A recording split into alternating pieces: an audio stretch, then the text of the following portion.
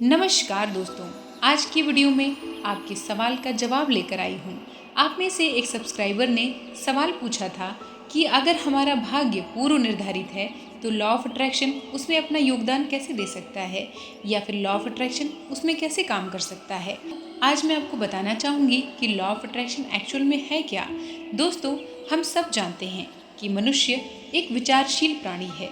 उसके दिमाग में हमेशा कुछ न कुछ विचार चलते रहते हैं और हमारे विचारों के परिणाम स्वरूप ही हमारे साथ वैसी घटनाएं इस ब्रह्मांड में घटित होती हैं जैसा हम सोचते हैं। यानी जैसी हमारी भावना, जैसे हमारे विचार होते हैं, वैसी ही परिस्थितियां हमारे साथ घटित होना शुरू हो जाती हैं। यानी अगर हम दूसरे अर्थों में कहें तो जैसे हमारे कर्म होते हैं वैसा ही हमारे साथ घटित होना शुरू हो जाता है। अगर ईश्वर ने हमारे भाग्य में कुछ लिखा है, अगर हमारा प्रारब्ध कुछ और है, तो भी हम अगर चाहें तो लॉ ऑफ अट्रैक्शन की मदद से यानी अपने कर्मों को बदलकर अपने जीवन में, अपने भाग्य में अपने अनुकूल परिस्थितियों को आकर्षित कर सकते हैं। आइए इसको डिटेल में समझते हैं। दोस्तों, इस सृष्टि में कोई भी व्यक्ति बिना कर्म किए नहीं रह सकता। वो या तो विचारों के माध्यम से सक्रिय होता है या क्रियाओं के माध्यम से, या फिर कारण बनकर कर्म में योगदान कर रहा होता है। जीव जंतु हो या मनुष्य, कोई भी अकर्मण्य नहीं है, ना ही रह सकता है। तो विद्वानों ने मुख्य रूप से एक इंसान के 3 तरह के कर्म बताए हैं। पहला, क्रियमाण कर्म, जिसका फल तुरंत इसी जीवन में प्राप्त हो जाता है।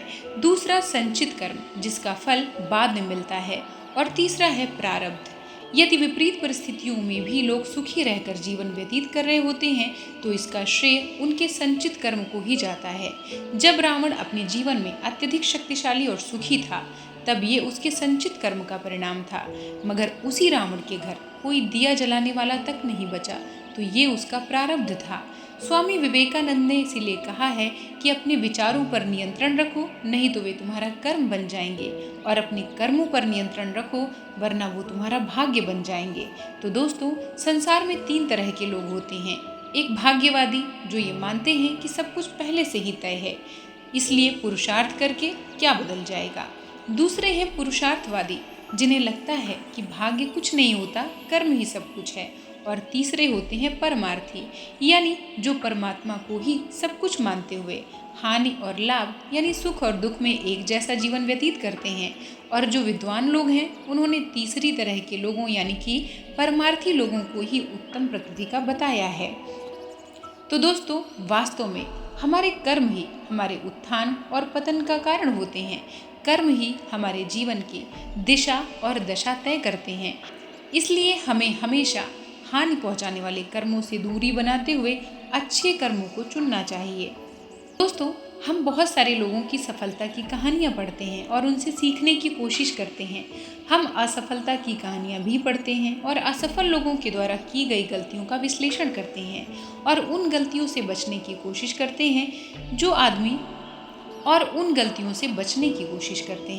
जो आदमी सफल हो जाता है उसके बारे में हम मान लेते हैं कि उसने अपने अनुभव से या ट्रेनिंग के द्वारा सही फैसला लेने की टेक्निक सीखी होगी, और जो व्यक्ति असफल हो जाता है उसके बारे में हम धारणा बना लेते हैं कि उसमें अनुशासन की कमी थी, लोगों से व्यवहार सही नहीं था और उसने अहंकारवश गलत फैसले लिए, वगैरह वगैरह। लेकिन अगर हम और बारीकी में जाएं तो हमें ये समझ आ जाता है कि हमारी ये धारणा गलत थी। दरअसल हर सफलता और असफलता में मेहनत, कौशल, अनुशासन, भाग्य सबकी बराबर भूमिका होती है। समस्या ये है कि ये सुनिश्चित कर पाना संभव नहीं कि इसमें भाग्य की भूमिका कितनी बड़ी है। कभी कभी तो ये लगता है कि एक विशेष संयोग से ही किसी खास सफलता की प्राप्ति होती है। आइए इसे हम कुछ उदाहरणों से समझने की कोशिश करते हैं। हम बिल गेट्स की सफलता की कहानियाँ पढ़ते हैं, उनकी समृद्धि के चर्चे सुनते हैं और सुनाते हैं, पर क्या हमने उनके जीवन को कभी समग्रता से समझने की कोशिश की है? संयुक्त राष्ट्र संघ के आंकड़ों के मुताबिक 1968 में विश्व भर में हाई स्कूल की उम्र के बच्चों की संख्या 1.25 करोड़ के आसपास थी। इसमें से लगभग 1.80 करोड़ बच्चे अमेरिका में रहते थे।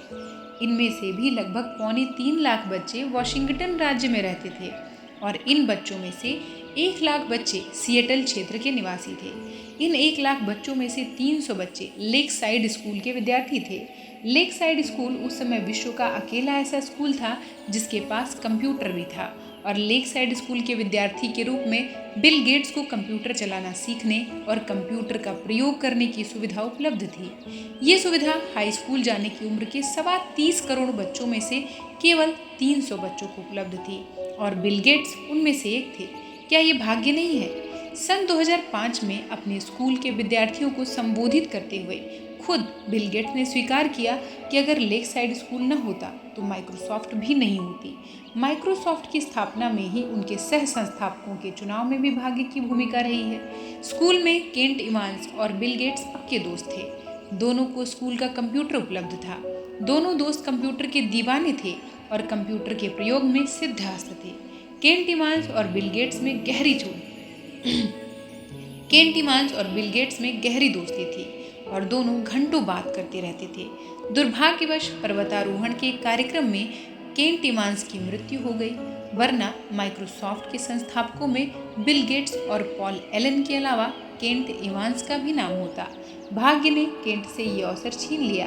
हाँ, ये किस्मत ही थी, और आज हम ये समझने की कोशिश करेंगे कि किस्मत बनती कैसे है।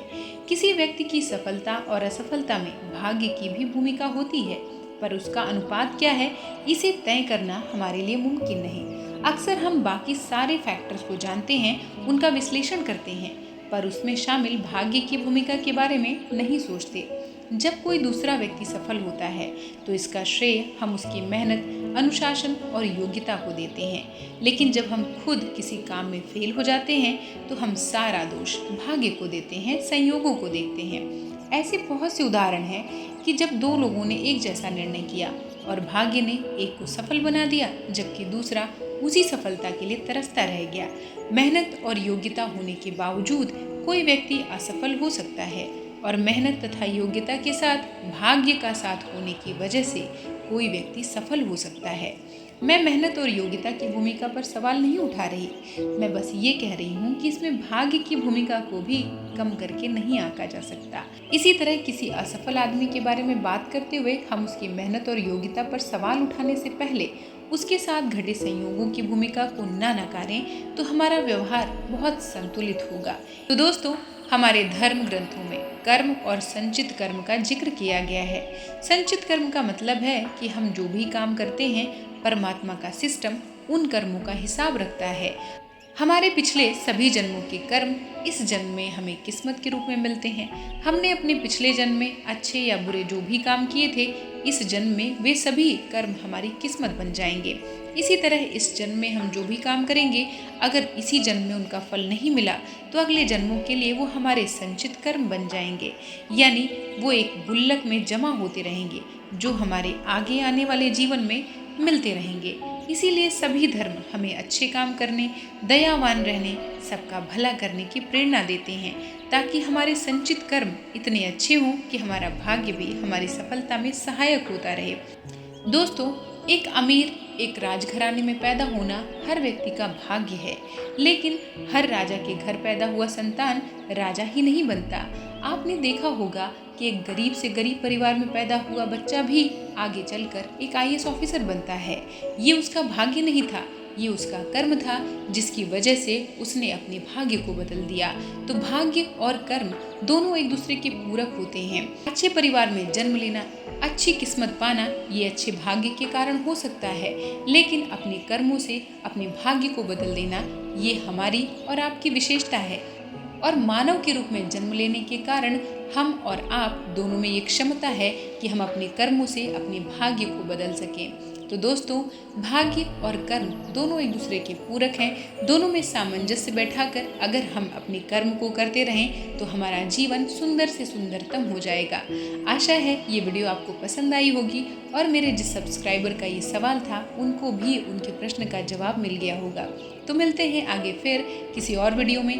तब तक के लिए नमस्कार।